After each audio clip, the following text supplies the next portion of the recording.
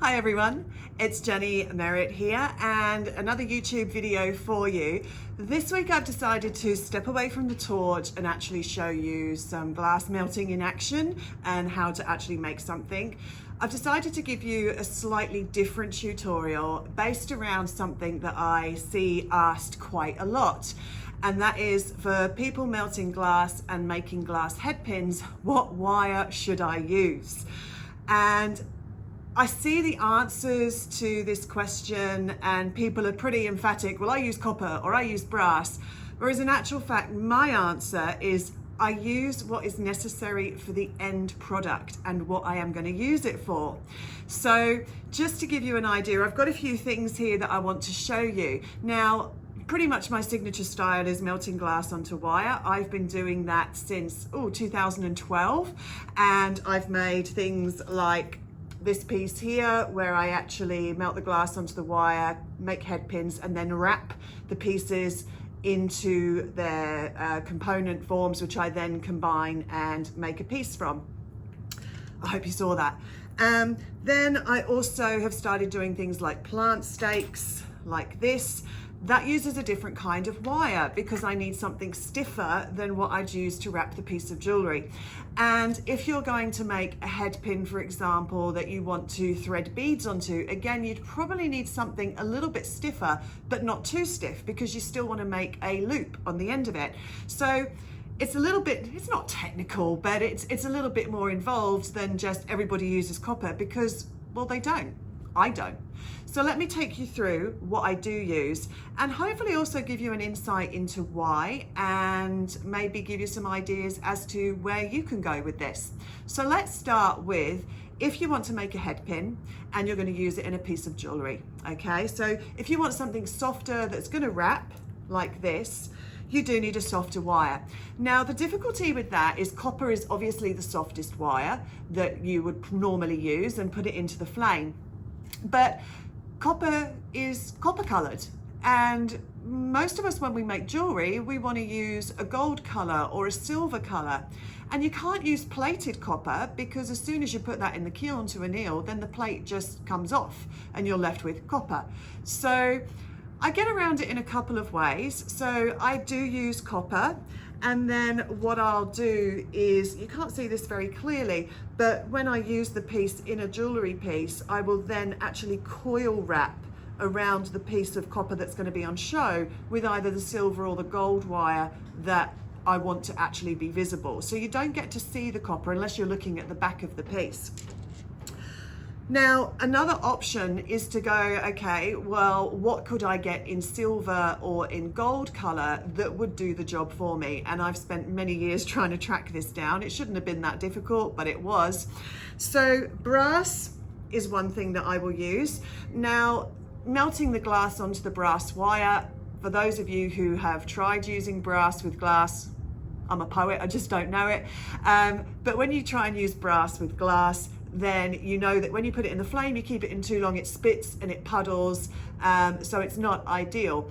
But a bit like sterling silver, which I'll come on to in just a moment, you can actually use it. You just flash the tip of the brass in the flame and get the glass straight on there, and then keep the flame on the glass, not the brass. That's a mouthful for you. So you can use brass. Now, again, another question, what gauge should I use? Again, it comes down to what are you going to use this piece for? What is the end use? What is your end product? So if I'm wanting to wrap into a jewelry piece like this, I would normally use between 0.8 mil and 1 millimeter, okay? You can use copper, of course. It's soft. As I say, though, you've got to come down to what color do you want your final piece to be. And also, if you're making head pins, this is just a side note, but if you're making head pins to sell to other jewelry makers, you do need to consider this, because if you're putting them on copper, then that may not be as desirable to the person that you're selling to, because they want to make a piece of jewelry that has a silver finish or a gold finish. Not all the time, but you understand what I'm saying.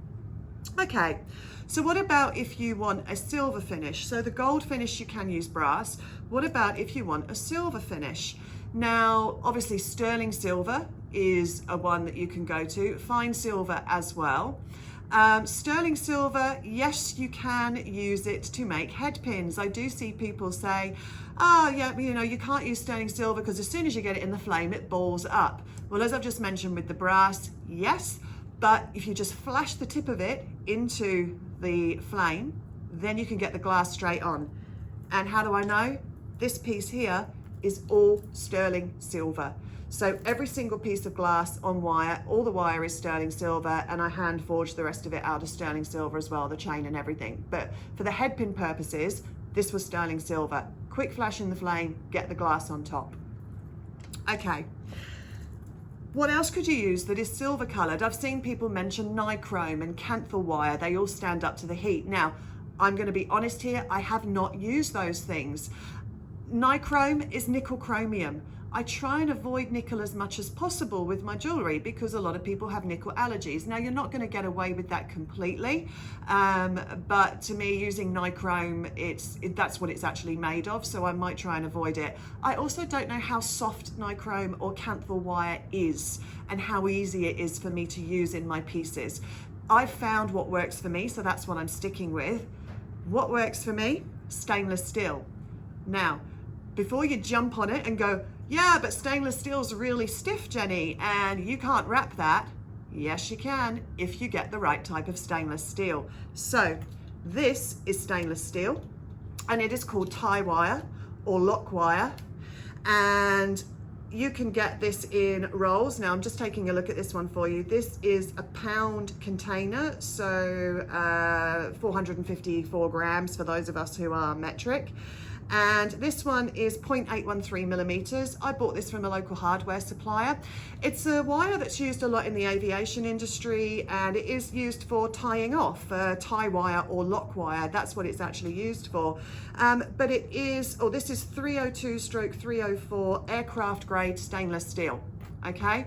So let me just show you this as well. I hope you can see this in the camera, but it bends really easily. Look at that, okay? I'll come in a little bit closer and show you, all right? So it's easy to wrap, and once it's been through the kiln anneal process, it's a little bit softer because, as most of you know, when you put your wire or you put your metal into a kiln, it anneals it, it softens it down. When you start using it again, you work hard on it. So as soon as I take these out of the kiln, I do use a bit of sandpaper or wire wool on them just to bring the polish back up. I don't put these into pickle. I don't need to remove the fire scale that way. For those of you who are wondering what I've just said, when you use things like copper or sterling silver for your head pins, then you do need to clean the fire scale off them when they come out of the kiln. And for that, personally, I use jeweler's pickle, which I've got in a crock pot or a slow cooker.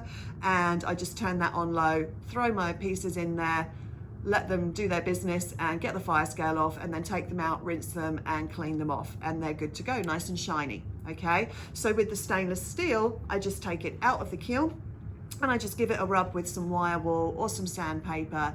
It does work hard in it a little bit, but I don't do that too much so that I can still wrap it if that's what I'm going to do with it.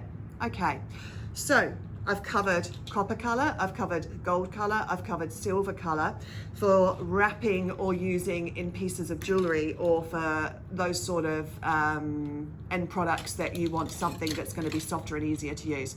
What about if you want something stiffer? I tend to use stainless steel rod, welding rod, and I did have somebody query me once that about using welding rod because I said I'd used it to make the stud earrings. Check out my other YouTube video for that one, okay?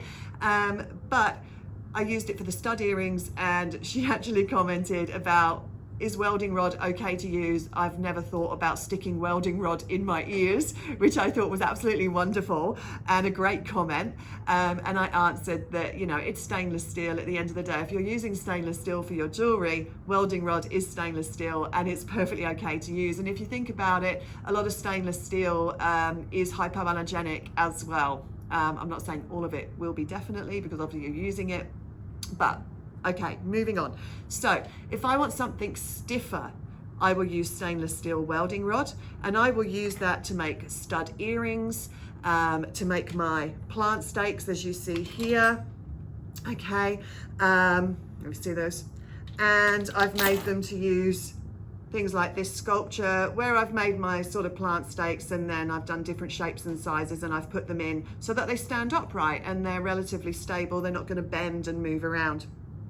Okay, so the beauty of using stainless steel, particularly rigid stainless steel, is you can hold it. You don't need to have a specialist holder to hold it while you're working in the flame.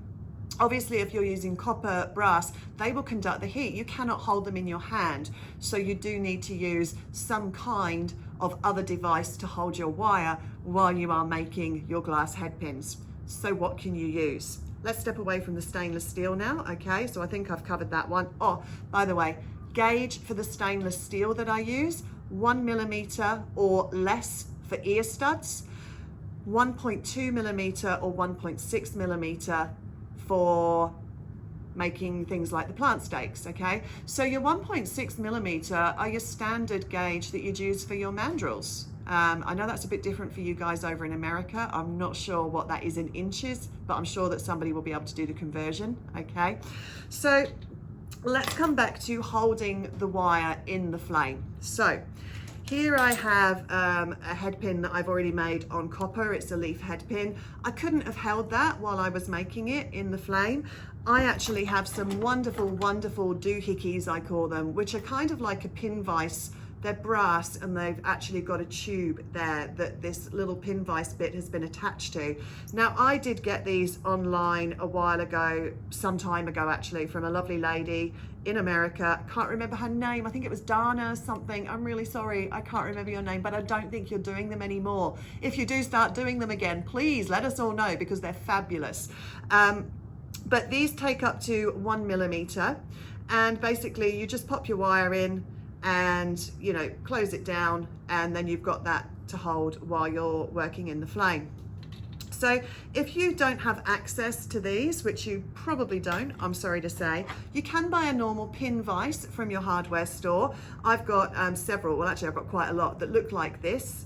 They do heat up over time, so I do rotate through as I'm working, but again, you just open the end. The good thing with these is they tend to have different chucks in the end, so you can actually turn it around and put the other size in, so that you can carry different size wires in these. Okay, so again, you just pop your wire in, screw down, hold it, and work in the flame. Okay, now I know that there are several suppliers out there and several entrepreneurial lamp workers who have started making tools, so do have a look around. Look for wire holders through your glass suppliers, see what you can come up with. I think the Arrow Spring may do them. I think the Lampwork tools on Etsy may do some, so have a look around. Another option is, and I don't have my one here that's actually made, but I have the components, is to buy a crocodile clip that you can get in sort of electronic stores. You can buy them, and you can just pop off the plastic on your crocodile clips, and you can thread in a mandrel, if you've got an old mandrel, and then you can just crimp that down so that you can put a bit of glue in as well, but you crimp that down, and then all you need to do is just pop that in and hold it. Sorry, that's a bit long, but you can then hold your wire. You won't be able to use anything too big with that, but it gives you an idea that that's a possibility as well. So you could actually make your own little versatile wire holders using a crocodile clip and an old mandrel. Okay, I think that has covered everything for today. If you've got any questions that I haven't answered in this video, please don't hesitate to pop your comments below. Please like and subscribe and hit that notification bell so that you know when I'm going to be putting a new video up.